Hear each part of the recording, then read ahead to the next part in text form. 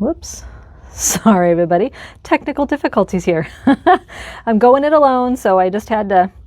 I pressed play before I was actually ready to play. So here we are, live at Old Town Quilt Shop in Orcutt, California. As you can see, I'm going it alone today, but that's okay, no worries. We got lots to talk about. Today, in case you didn't know, is the first farmers market of the year. So this is the third Wednesday of the month. And so starting in May this month, they're doing the farmers market, which is pretty much right across the street from us. It's down next to Knotty Oak down Markham Street.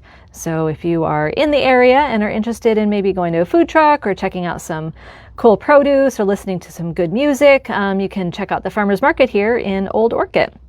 It's a lot of fun. I'll be heading over there as soon as I'm done here. There's lots of produce. There's, little vendors. There's a thing for the kids. Like I said, there's live music and, of course, food trucks. Our favorite food truck is going to be there tonight. It's the Filipino one, Sarap. Really, really tasty. So we'll be getting that for dinner tonight.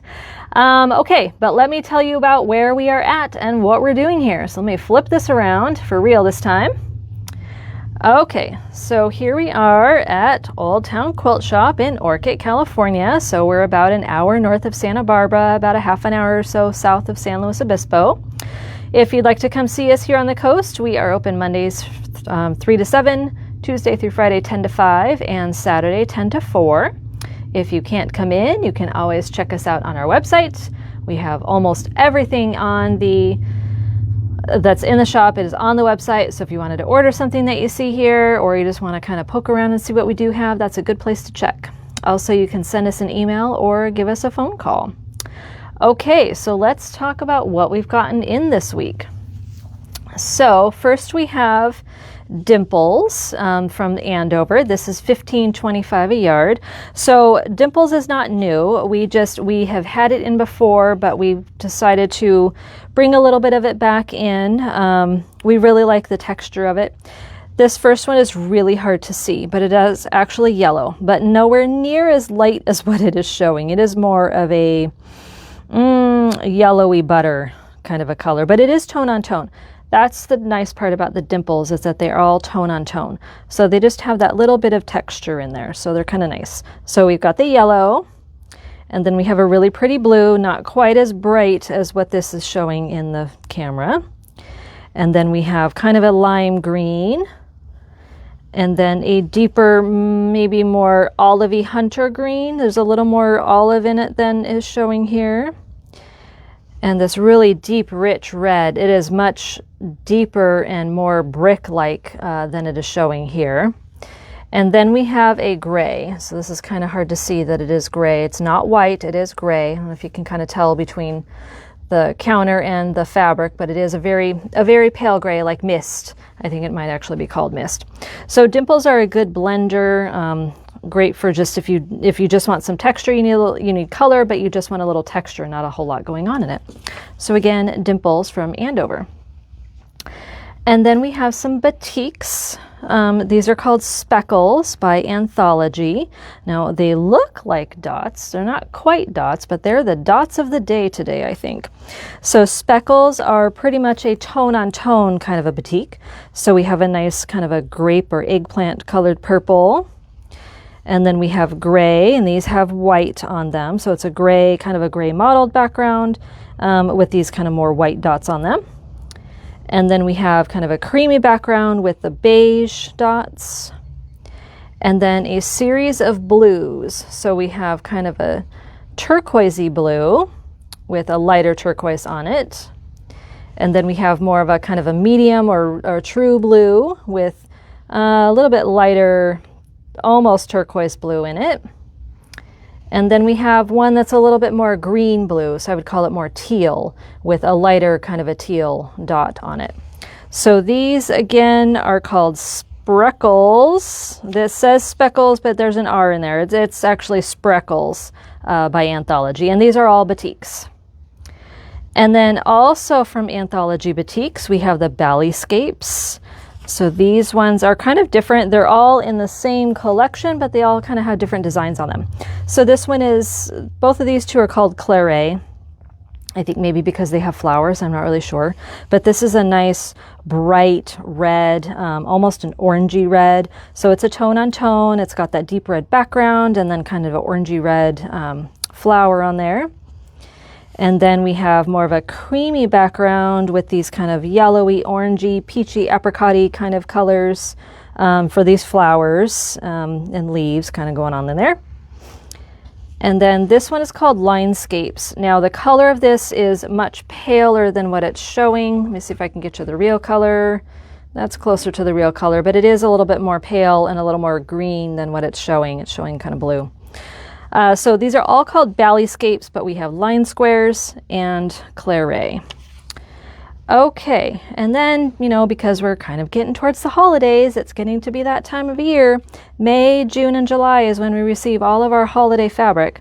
So we have these two beautiful stripes. They're called Holiday Spirit from Riley Blake. So we've got the red and the green. So these are, as you can see, already on the bias. And these are great because they make fantastic binding. A lot of times people like to have the diagonal stripe on their binding as opposed to a straight stripe. And these are nice because you don't have to cut this on the bias. The stripe is already on the bias. So you can just cut it normal and you get this great kind of candy cane effect for your binding, which is really fun. So not just for binding, but also for sashings and borders and things like that, or just something to give it a little pop. Maybe you've got a cute panel that you want to put a frame around. This would be a lot of fun to have around a panel piece. Speaking of Christmas, we have new book from the Fabric Cafe. These are the creators of the 3-yard quilts and now the 5-yard quilts. So this one is Holly Jolly 5-yard quilt. So this has 8 new designs on it. So you can see a couple of them here on the front. And then we're going to turn it around to the back so you can see all of them. So all of these are Christmas or holiday themed. Probably a lot of them you wouldn't have to do them as holiday. A number of them would be perfect as just a regular. But you throw Christmas fabric in there and boom, it's a holiday quilt. So again, these are 5-yard quilts. So what's nice about these is that it just takes 5 1-yard cuts of fabric. And then you've got yourself a quilt, and they probably go together pretty quickly. Nothing looks too complicated on there. So that one is called Holly Jolly 5-yard quilts. So you can get ahead for the Christmas season. Okay, some other patterns that we got in. These we had seen at H&H in Chicago, and we went ahead and ordered some of these. These are from Sassafras Lane, but we have Number One Fabric Collector. And these are all mini quilts. So we turn it around here. These all finish at around 15 by 20, 15 by 18, somewhere around there. So we have Number One Fabric Collector. These would be great gifts if you wanted to give someone something. Either give them the pattern or make it and give it to them. And then we have Sweary Seam Ripper. So you can see it's a seam ripper with bad words there. We all say bad words when we bust out our seam ripper. So this one finishes 13 by 18, so a little smaller than the other one. And they all just kind of use scraps or fat quarters. So, you know, these are easy to kind of pull together from your stash. And then we have the Rockin' Rotary Cutter, rock and roll. We roll with our rotary. And this one finishes at 15 by 19. And again, takes fat quarters or scraps or whatever little things you have hanging around. And look at that fun stripe binding on there. So another way to use your stripe binding. So, oh, and here's one that's a diagonal. So lots of fun things that have come in so far. And then we also received the finger fence. So these are things that I had found in H&H that we really wanted to get back in. We had these things before. They're the guards that go on your ruler. We had them before, couldn't get them, and then we found these at H&H and just loved it. So they come in different sizes. We got the 10-inch and the 22-inch, and we have one more size coming. They were back ordered. I think it was the 5-inch. So the 22-inch is great for your 24-inch ruler, and you can see we have one on here. It's not the finger fence, it's the original one, but you can see here, hopefully, that we've got the little guard on there. It's right here. And what that does is it protects you from cutting your hand off. And no, I did not cut my hand off. This is from surgery. But you can see that it keeps you from accidentally making your rotary cutter go across. it will stop right there. So, and it also gives you a lot more ability to put your hand on the ruler and give it a good press down so that it doesn't move. So we really like these finger fences. They're called finger fences. And the 22-inch goes on a 24-inch ruler. Your 10-inch can go on like a 12-inch ruler. We got the 5-inch, which could go on a 5 or an 8-inch ruler. So if you enjoy having some protection from your rotary cutter, these are a great idea, and we do have them in. So you'll be able to pick them up this weekend or next weekend when you come for the shop tour. And let me grab a flyer here so we can kind of talk about the shop tour a little bit. So, turn this back around. Okay, so Central Coast Quilt Shop Tour is next weekend, May 29th through the 31st. What is it? So you get to tour a whole bunch of shops all along the coast. So we have 11 different shops this year that you can go up and down the coast and check out and get your passport stamped. So we have flyers here in the shop. All the information you need is on the flyers. The premium passports have been sold out, but we do have the regular passports that you will get when you come to your first shop. Get your passport stamped at every shop, get in the drawing to win the prizes, get in the drawings at each shop to win their daily baskets. So a lot of opportunities to win, lots of opportunities to shop, lots of fun things going on. So we hope that you will be joining us. Okay, so in regards to the shop tour, next week, Monday is a holiday, it's Memorial Day.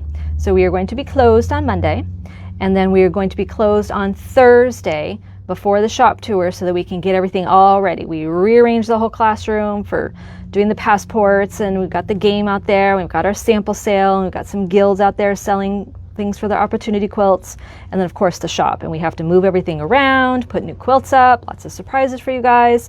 So we're going to be closed Monday and Thursday next week. So just keep that in mind. So if you want to do a little bit of shopping beforehand, before the shop tour, come on Tuesday or Wednesday. And then of course the shop tour on Friday, Saturday, and Sunday. All shops are going to be open 9 to 6 on Friday and Saturday of the shop tour, and Sunday 10 to 4. Okay, everybody, I hope that covers it. So once again, tonight is Farmers Market across the street. So as soon as I'm done here, come on down to Old Orchid and check out the Farmers Market, get some yummy food at Syrup. That's where I'm going. You'll find me there in about 10 minutes. Okay, everybody, have a great evening, and we will see you next week for the shop tour. Woohoo! Bye-bye.